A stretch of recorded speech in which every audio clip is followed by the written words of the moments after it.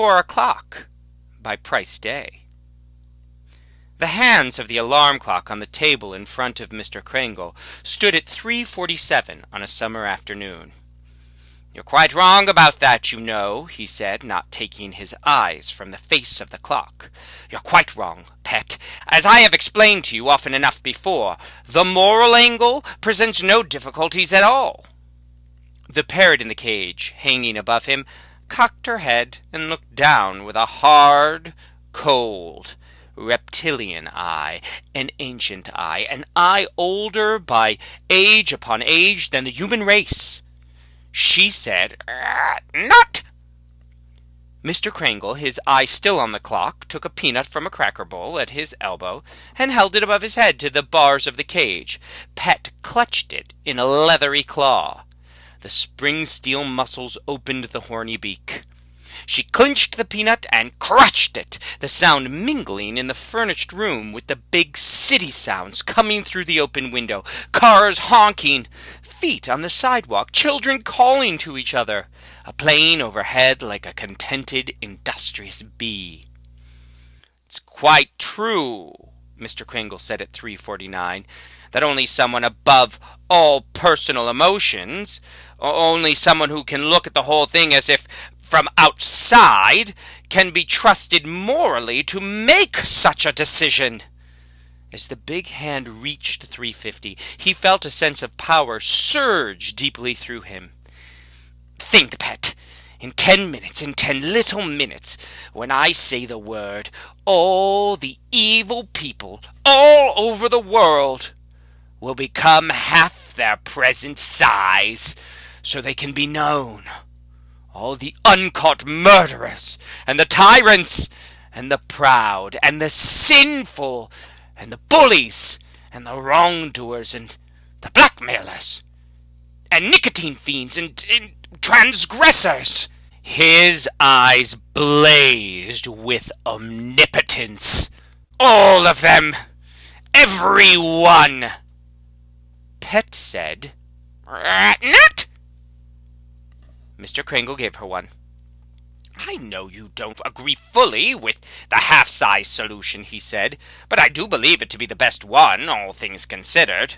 Oh, he had studied over the alternatives day and night since that morning 3 weeks ago, as he sat on a bench in the park, looking at the pictures in the clouds across the lake.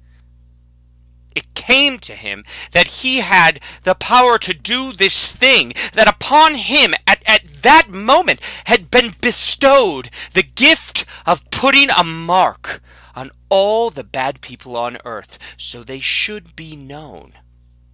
The realization surprised him not at all. Once before such a thing had happened. He had once held the power to stop wars. That was when the radio was telling about the big air raids on the cities.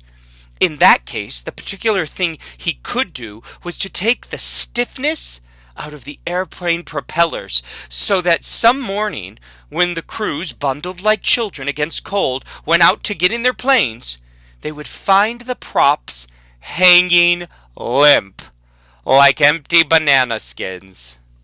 That time, he had delayed too long, waiting for just the right time and just the right plan.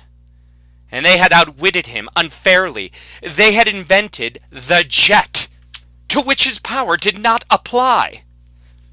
Then, too, there had been the thing about wheels.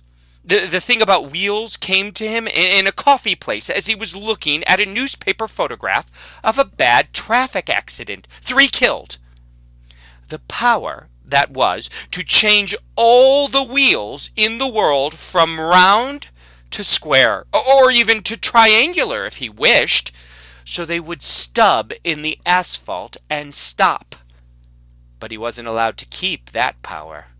Before he could work out a plan and a time, he had felt it taken from him. The power over bad people had stayed.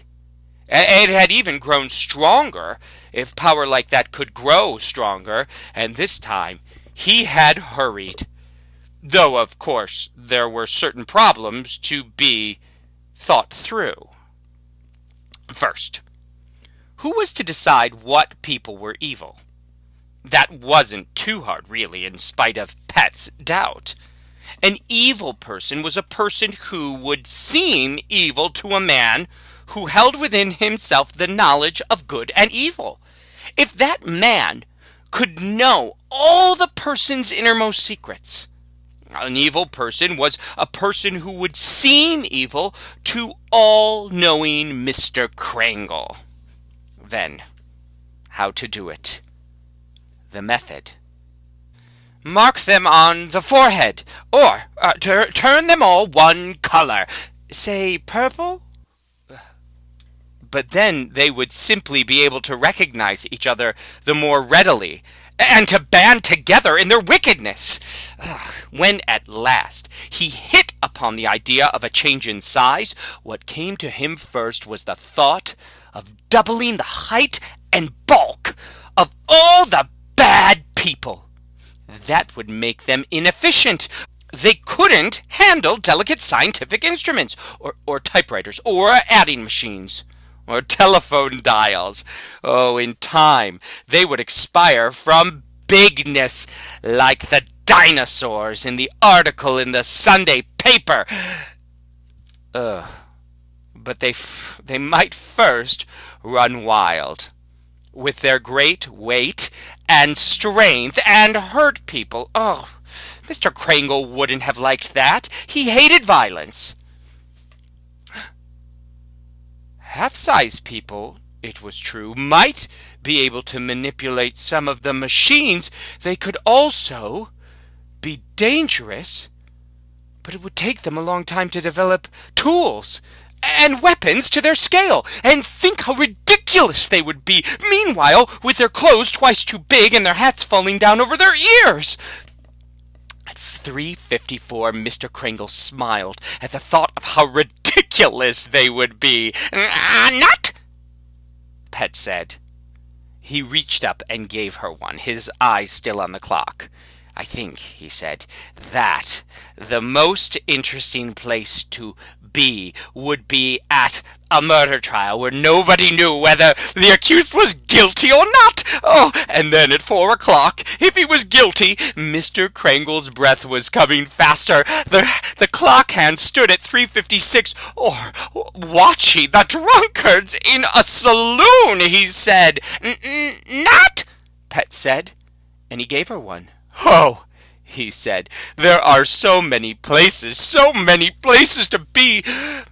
But I'd rather be with you when it happens, Pet. Right here. Alone with you. He sat tense in his chair. He could actually see the big hand of the clock move in the tiniest little jerkings, leaving a hairline of white between itself and the black 3:57 dot, and moving to the 3:58 dot, narrowing the space until it touched that dot, and then stood directly on it, and then moved past towards the 3:59 dot. Oh, at first, Mr. Crangle said, the newspapers won't believe it. Even though some of it will happen right in the newspaper offices, they won't believe it. At first they won't. And then, when they begin to understand that it has happened to a lot of people, everybody knows are evil, then they'll see the design. The clock said 3:59. A great story, said Mr. Crangle. A great newspaper story. And nobody will know who did it, Pet. Nobody but you and me. The point of the big hand crept halfway past the 3:59 dot. Mr. Crangle's heart beat hard, his eyes wide, his lips parted. He whispered, nobody will know. The tip of the big hand touched the dot at the top of the clock face. The alarm went off. Mr. Crangle felt a great surge of strength like water bursting a dam, and a great shock as a bolt of lightning. He closed his eyes. "Now," he said softly, and slumped exhaustedly. By going to the window and looking down at the crowd in the street, he could have seen whether it had worked or not. He did not go to the window. He did not need to. He knew. The alarm bell rang down. Pet cocked her head and looked at him with an eye like polished stone. "Not," she said. His hand, as he stretched it up, failed by a full foot and a half to reach the cage.